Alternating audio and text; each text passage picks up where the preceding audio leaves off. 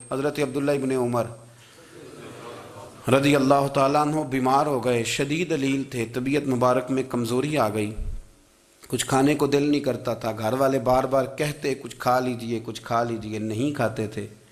بالآخر حضرت نافع آپ کے غلام تھے، ان سے کہنے لگے کہیں سے مچھلی مل جائے نا تھوڑی سی تو میں کھاؤں گا۔ تو کہتے ہیں میں سارے مدینے میں ڈھونڈتا رہا، مچھلی نہ ملی، اگلے دن بھی ڈھونڈی تو نہ ملی، تیسرے دن بھی ڈھونڈی تو نہ ملی، تو فرمانے لگے یار بس چھوٹی سی خواہش ہے، کوئی فرض نہیں ملتی تو رہنے دے۔ کہتے ہیں چوتھے دن مچھلی مل گئی، میں 1.5 دینار کی مچھلی لا کے حضرت عبداللہ ابن عمر رضی اللہ تعالیٰ عنہ کے سامنے جو مچھلی رکھی تو آپ نے لقمہ روٹی کا توڑا تھا، مچھلی کو لگانے لگے کہ دروازے پہ فقیر نے آ کے آواز دی کچھ کھانے کو دو۔ تو حضرت عبداللہ ابن عمر نے روک لیا اور ہنسے۔ کئی دفعہ دے ہم بھی دیتے ہیں پر ہمارا چہرہ دیکھنے والا ہوتا ہے، اتنے ہم غصے میں ہوتے ہیں، دے دیتے ہیں، لیکن جو چھلوٹیں ہوتی ہیں نا چہرے والی وہ گنی نہیں جاتی۔ ہنسے، فرمایا دیکھو میرا اللہ کتنا کریم ہے، وہ مجھے بچانا چاہتا ہے، اٹھا بار دیا جا کے۔ تو خادم اب حکم کا پابند تھا، وہ لیت اللہ تو کر نہیں سکتا تھا، وہ گیا اور جا کے دے آیا۔ فقیر جب سارے محلے سے آٹا اکٹھا کر لیتے ہیں تو پھر ایک جگہ جا کے بیچتے بھی ہیں۔ دے آیا، وہ 2 گلیاں آگے گزرا تو میں پیچھے دوڑا گیا، میں نے کہا سچ بتا کھانی ہے کہ بیچنی ہے؟ وہ کہنے لگا جو بھی سبب لگ جائے کر جاؤں گا، آپ نے دے جو دی ہے۔ تو کہتے ہیں میں نے اسے کہا کہ یہ 1.5 دینار کی میں نے خریدی تھی، اگر تو 2 دینار کی مجھے بیچ دے تو آج کل مچھلی مدینے میں مل نہیں رہی، تو میں اپنے آقا کو دے دوں گا، وہ یہی کھائیں گے، بیمار ہیں۔ تو کہنے لگا جی بسم اللہ، مجھے کیا اعتراض ہے، 2 دینار مل رہے ہیں، 1.5 کی مچھلی، اور 1.5 کی بھی کسی نے نہیں خریدنی تھی، اب تو پک گئی۔ فرماتے میں نے 2 دینار اس کو تھمائے، وہ مچھلی اس سے خریدی اور خرید کر کے میں لا کے حضرت عبداللہ ابن عمر کے سامنے دوبارہ رکھی۔ تو فرمایا یہ کیسے آ گئی؟ میں نے کہا حضور 1.5 کی خریدی تھی اور پھر فقیر کو دے دی، اب اسی سے میں 2 دینار کی خرید کے لایا ہوں، آپ قبول فرمائیں۔ تو فرمانے لگے تم نے اچھا نہیں کیا، اب اس طرح کرو 2 دینار بھی اسے دے اور مچھلی بھی واپس دے آؤ۔ عرض کی حضور کیوں؟ فرمایا تم نے قرآن نہیں پڑھا؟ حضور پڑھا ہے۔ فرمایا رب فرماتا ہے لن تنالوا البر حتی تنفقوا مما تحبون، تم بھلائی کو اس وقت پہنچو گے جب اپنی پیاری چیز راہ خدا میں خرچ کرو گے۔ امام غزالی نے لکھا ہے، فرمانے لگے دیا تو وہ حضرت نافع کہتے ہیں میں دینے گیا، دے کے واپس آیا تو کچھ پریشان تھا کیونکہ مجھے بھی 4 دن ہو گئے تھے نا تلاش کرتے، تھوڑی طبیعت میں مایوسی تھی کہ اتنی محنت سے میں نے لایا اور آپ نے واپس کر دی۔ تو حضرت عبداللہ ابن عمر نے مجھے قریب بٹھایا، پھر مجھے تھپکی دی، فرمانے لگے پتر میں نے ویسے بھی کبھی جھوٹ نہیں بولا اور آج کل تو میں ویسے ہی بیمار ہوں، ٹائم ہی نہیں، وقت ہی نہیں، موقع ہی نہیں جھوٹ بولنے کا، میں تجھے سچ بتاؤں مجھے مچھلی کھا کے اتنا سکون نہیں ہونا تھا جتنی اللہ کے راستے میں خیرات کھا کے مجھے سکون ہوا۔ تو تجھے تو میری راحت سے غرض ہے نا کہ مجھے راحت کیسے ہوتی ہے، تو مجھے سکون ملا ہے راہ خدا میں دے، میں نفسانی خواہش پوری کر لیتا تو یہ میرا نفس کل پھر مجھ سے مچھلی مانگتا، پرسوں کہتا نہیں چھوٹے گوشت کی یخنی بھی چاہیے۔ ہم لوگ الجھ گئے ہیں، بہت بڑے قیدی ہیں اپنے آپ کے، بڑے قیدی ہیں، سارا دن اپنی خواہشات کی تکمیل میں بھاگے رہتے ہیں، بڑے بڑے سونے نوجوان۔ میں ان پہ تنقید نہیں کرتا، مجھے ان پہ ترس آتا ہے، جب میں رات کے اندھیروں میں انہیں ٹیلی فون لے کے چوکوں میں کھڑے دیکھتا ہوں تو مجھے رحم آتا ہے۔ میں کہتا ہوں دیکھو نفس کی خواہش کے پیچھے یہ کیا مثلاً آخر کیا ہے اس میں، ایک عورت کے پیچھے تباہ کر لیا اپنے آپ کو، یعنی زیادہ سے یہ کوئی مقصود ہے، یہ کوئی مقصد حیات ہے جس کو مقصد بنا لیا ہے؟ میرے عزیز بات کو سمجھ لیں، اتنا خوبصورت آدمی ہے اور اتنا اس کا اونچا قد کاٹ ہے، اور کیا کس کے پیچھے یہ بھاگا ہوا ہے؟ بڑا سمجھدار، دانشور، عقل مند آدمی، ذی روح بندہ، لیکن اس کا سٹیٹس آپ یہ ملاحظہ کریں کہ وہ 20-40 ہزار کی خاطر جھوٹ بولتا ہے، دھوکہ دیتا ہے، فریب اور فراڈ کرتا ہے۔ ہم اپنی نفسانی خواہشات کے پیچھے اس طرح بھاگتے ہیں کہ ہم اصل سے رہ جاتے ہیں۔ میری باتوں کی سمجھ آ رہی ہے آپ حضرات؟ تھوڑا تھوڑا کر کے ایک ایک کر کے ان کی باتیں کم مانیں۔ وہ ضروری تو نہیں نا کہ سویرے ناشتہ بازار سے اپنی مرضی کا تگڑا کیا ہے، بازار سے لا کے پوڑیاں چنے بہترین کھائے، اور پوڑیاں چنے ابھی کھائے نہیں، شاپر میں ڈالے ہوئے ہیں، اور وہ لے کے ابھی آ رہا ہے تو ساتھ ہی رستے سے گوشت بھی چھوٹا اچھا لگا تو 2 کلو وہ بھی لے آئے کہ پوڑیاں چنے کھاؤں گا اور دوپہر کے لیے گوشت پکاؤں گا. وہ پہلے یہ تو کھا لے صاحب, اس سے تو نجات پا لے. یہ پتہ نہیں ہضم ہوتا ہے کہ کچھ اور کرتا ہے تیرے ساتھ, لیکن وہ گوشت بھی ساتھ لے آیا. یعنی ٹیبل پہ, ناشتے کے ٹیبل پر بیٹھ کے فیصلہ ہو رہا ہوتا ہے کہ ہم نے کیا کھانا ہے, ہم نے کدھر جانا ہے. سنگیو یاد رکھو, باتوں کو سمجھو اور غور کرو. یہ تھوڑا تھوڑا کر کے جب ہم چھٹکارا حاصل کرنے کی کوشش کریں گے نا, چھٹکارا حاصل کرنے کی, کہیں جگہ سے, کسی جگہ سے اگر آپ کو تنبیہ ہوتی ہے نا, تنبیہ, اس میں بھی بڑا مزہ آتا ہے. اس میں بڑا, ہمارے ایک بزرگ تھے, تو ایک دن نا میں گیا تو کہنے لگے الحمدللہ آج میں بڑے سکون میں ہوں. میں نے کہا جی وہ کیا ہوا؟ کہنے لگے میں اپنے آپ کو بڑا پیر صاحب سمجھنے لگ گیا تھا.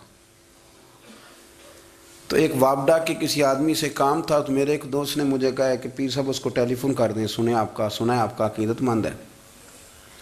میں نے اس بندے کو ٹیلی فون کیا تو کہتا ہے پیر صاحب میں عزت آپ کی بڑی کرتا ہوں پر یہ کام نہیں ہو سکتا.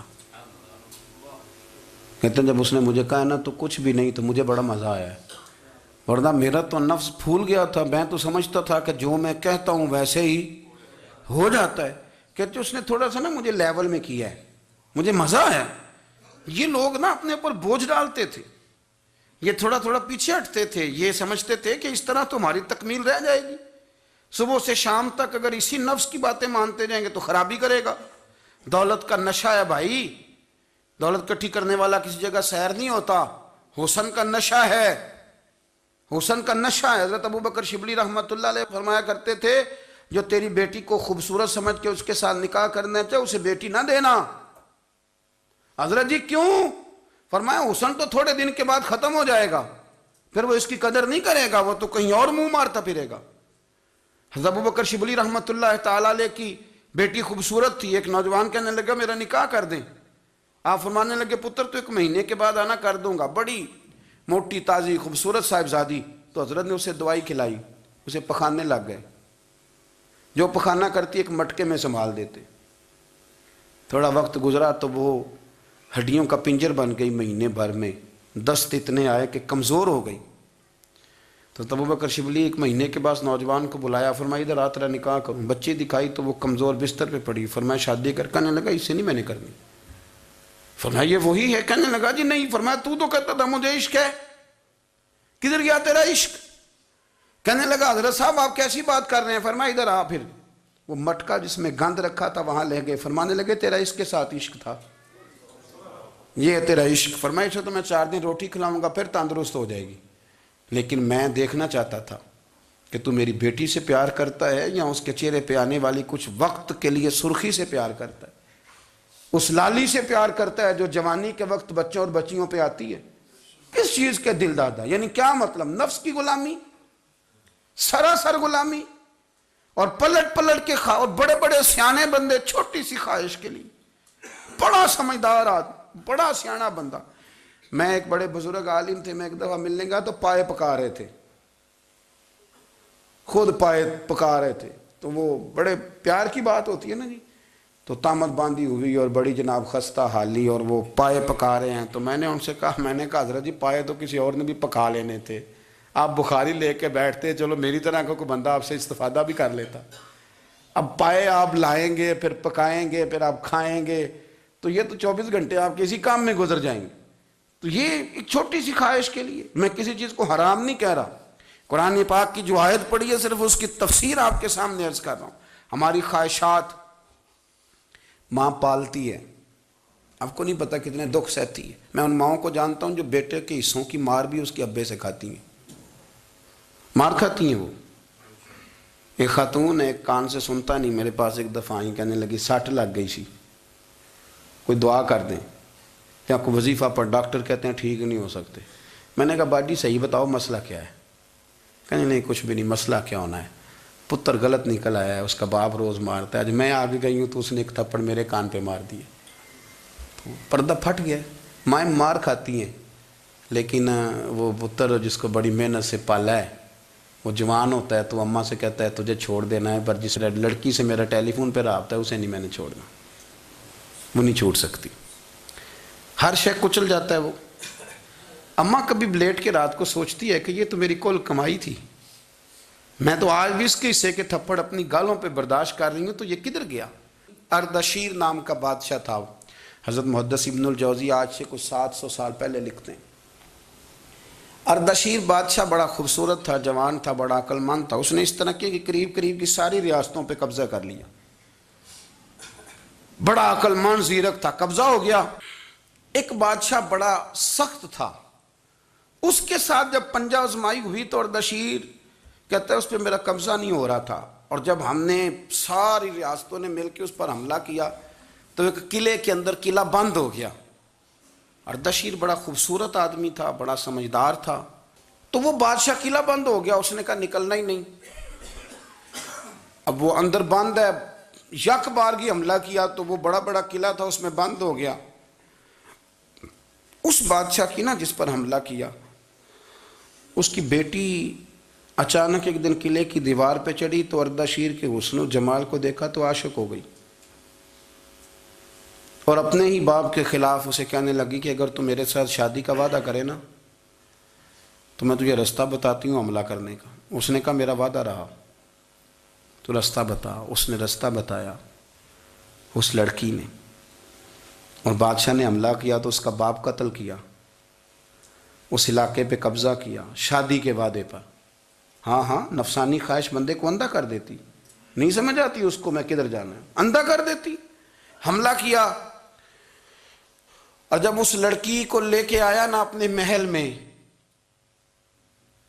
تو پہلے دن شادی کی پہلی رات تھی، تو بستر بچھایا کنیز نے، تو وہ کبھی کروٹ ادھر بدلتی کبھی ادھر بدلتی، تو بادشاہ کہنے لگا کیا ہے؟ کہنے لگی بستر میں کچھ ہے، مجھے تکلیف دے رہی۔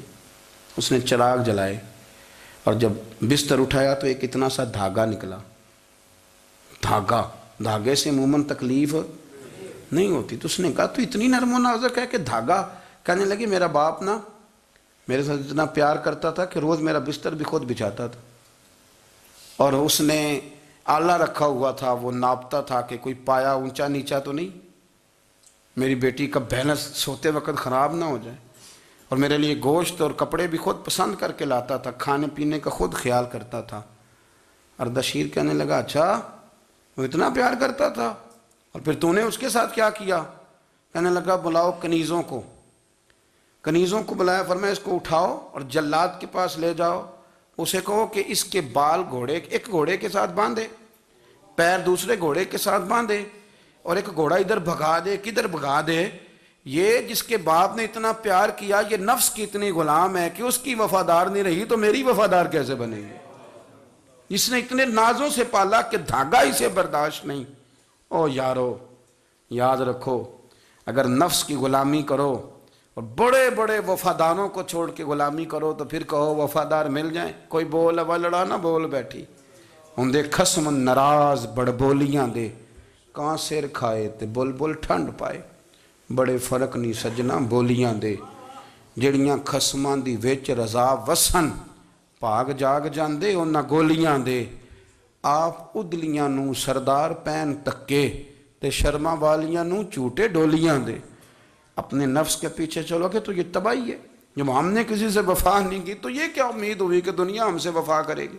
اللہ رسول کی مرضی کے مطابق اصول پسند زندگی بنائیں، ایک ایک کر کے اپنی خواہشات سے پیچھے ہٹیں، تھوڑے پہ گزارا کرنا سیکھیں، اپنے نفس کو سمجھائیں۔